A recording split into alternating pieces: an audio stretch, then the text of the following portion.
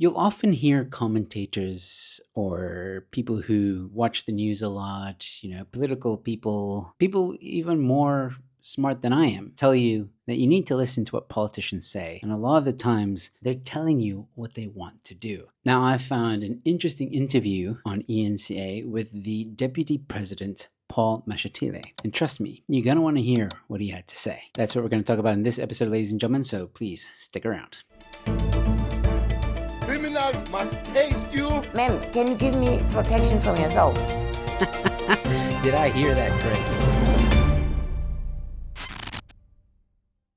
Hello, ladies and gentlemen. Welcome to NewsFlash. I'm your host, Joe Emilio. Thanks for tuning in. All right, so this is an interesting discussion with Paul Mashitile and this news reporter on ENCA who play a little bit of a thought game where they pretend, or she asks him questions and wants to know how he would respond if he was president. Interesting. Let's speak about if you become the president of South Africa, will you do away with the GNU? That is a very important question because Paul Mashitile has been critical of the GNU. Let's see what he had to say. Well, the GNU has been set up to live its term, which is 5 years. I don't think any leader who comes in must do away with it. It's got its own purpose, and it's making South Africa work. At the moment, everywhere we go, people are saying, oh, well, good, we can see you guys are working well together. And indeed, we can confirm that. You can confirm that. Of course, the ANC spin doctoring is beginning. Paul Mashitile, by the way, if he does become president, I don't think he's going to be a good president, but he's good at spinning things and he's good at creating the illusion that everything's okay. And that's what he's doing here. He's creating this illusion that everything is fine and that apparently people come up to him and say, oh, you're doing a great job. Who? Your secretary? Your dog? Because trust me, nobody thinks you're doing a good job. We are working well together. So, I wouldn't do anything like, well, remove the GNU when there is no reason for it. But if somebody decides they're going to leave the GNU, we will bring others in. Now this is a very important comment. And don't worry, the reporter does ask who. I wonder who he's talking about. Like who? Those who want to come in. As I said, the 10 parties are not the only ones in parliament. There's still MK there, there's EFF, and Julius did say recently that he's waiting at the door. And there it is, ladies and gentlemen, cat's out of the bag. Again, when politicians tell you something, listen to what they're saying because they're telling you exactly what they're going to do. And it makes things interesting, doesn't it? I'm just going to take a quick pause here because there has been something interesting happening in South Africa. It feels like the ANC is putting a lot of pressure on the DA. And maybe that's not the right way of putting it. My point is, the ANC have signed the NHI bill, Bella Bill, and the Expropriation Act.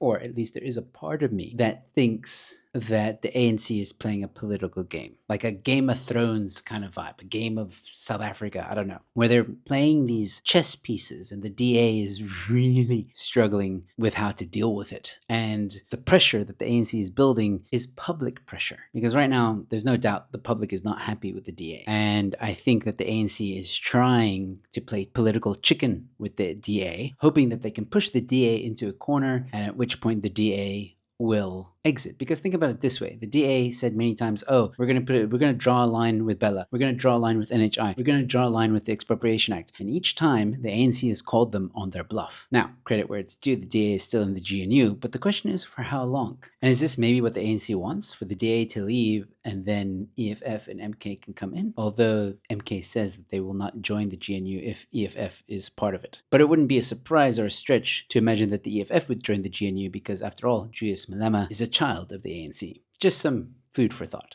I'm asking that in the context of what you said at the SACP conference. Yeah. The SACP is very disgruntled. They were not consulted. They don't want the GNU. You said something along the lines of, we don't want the GNU. What did you say? I was singing with those who were singing against the GNU, but Notice how he kind of he got a bit, flustered there. He was like, oh crap, they caught me. I said something truthful. Now I got to spin it. Watch the spinning here. at the end when I spoke, I said to them, let me explain to you why we are here. Yes. We have lost the elections.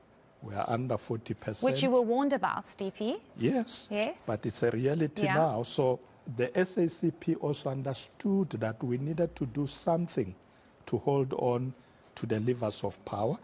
The only challenge, or let me say the little difference between us, they are saying, don't work with the DA, work with MK or parties to the left.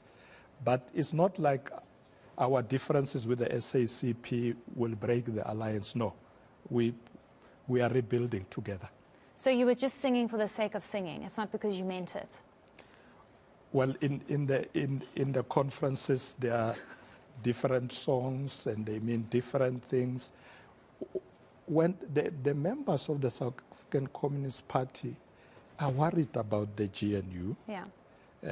and I wanted them to understand that we as the leaders who are in the GNU are not there because we are happy, this is what we want. We told them we are forced into this situation because we can't govern alone. Please understand that. But I hear you, you don't want the GNU. Yes, indeed. No, many people in the ANC don't want it, but it's a reality that we have to embrace. Okay, so it sounds like the last part was quite important, but again, he spins it and he says, oh, no, there used to be a lot of people that didn't want the GNU, but now they've all come to terms with it. So nothing there. But the important thing here is he's talking about the South African Communist Party. And I've often said on this channel that the South African Communist Party and the ANC are like this. They're brothers and sisters, and they love each other. The South African Communist Party has helped the ANC with their manifestos and all that stuff. And there's some very good spinning here from Mashitile, because I think I'm not buying the BS is what I'm trying to say, okay? I think he would like nothing more for the DA to leave and then MK or EFF come in, and maybe South African Communist Party also comes in, because they've now recently said that they're going to be running their first election campaign. Usually they just, support the ANC, but now they're actually going to be running in the elections. And I don't know, I feel like this is like a bigger plan for things to shift. You know what I mean? So I wouldn't be surprised that if Paul Mashitile becomes president, and by the way, Cyril's presidency is supposed to end, I think, in 2027 or 2026, 2027. I can't remember when they're supposed to elect their new president. But my point is, soon, President Cyril Ramaphosa won't be president. And there are people in the mix to become the next president. Paul Mashitile, Fakile, and some other names have dropped. I really hope Fakile does not become president. When you get into a taxi, you sit down before you get in. Higgy, there. Yeah. That guy is who you're going to have as president. I mean, as a comedian, I'll have endless material, but that's not the point. I'm still worried about it. And I think that Paul Mashitile and Fakele are more left than anything else, which is also a huge problem. I don't believe that the GNU will survive a new presidency. Maybe it will. Who knows? But I think something that Paul Mashitile is also not, or is dodging with answering this question, is that yes, they were kind of forced into the GNU, but the ANC chose that angle. The ANC chose that angle so that they could say that to the South African Communist Party, because they knew they were going to have problems with the South African Communist Party. They chose that angle because, well, so they could say exactly that. Like, hey, guys, we were forced into it. We were under, pressure, and we didn't win the elections, and now we're not the majority. So this was our only option. Sorry. Anyways, this is just my thoughts. I could be completely wrong. I don't know, but something tells me something is stirring in the ANC, and I think this is just little teasers of what could happen. They're definitely, Paul Mashitile being in front of the camera and having this interview could be the ANC trying to see how he handles questions and how he speaks. We'll probably see more of him in front of TV. I don't know. I know he's in front of the TV a lot already, but I'm just saying it's interesting that this interview happened, and his answers were also very interesting. And I think he's basically telling us what he plans to do in a very roundabout way. But let me know your thoughts in the comment section below, ladies and gentlemen. Do you agree with me? Do you not agree with me? And who do you think is the next president of South Africa? While you're there, leave a like on this video, share it far and wide, and subscribe to the channel if you haven't already. I've got more content coming your way. And don't forget to also become a member. Please, it goes a long way to supporting this channel and me and the things we do producing these episodes. It really does go a long way. So please consider becoming a member. There's some perks. Just go to that join button at the bottom of this video. With all that being said, thanks for watching. Your Newsflash is in. Babe, I was at Home Depot and there was a woman there that looked just like you. Oh, was she pretty?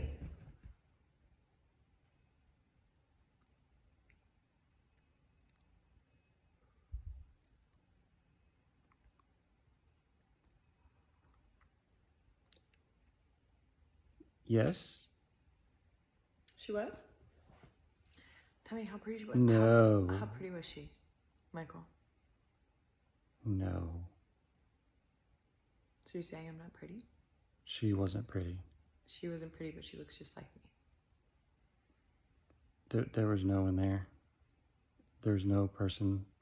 I've been home all day. What was her name, Michael? Stephen. I didn't see anybody ever. I only have eyes for you.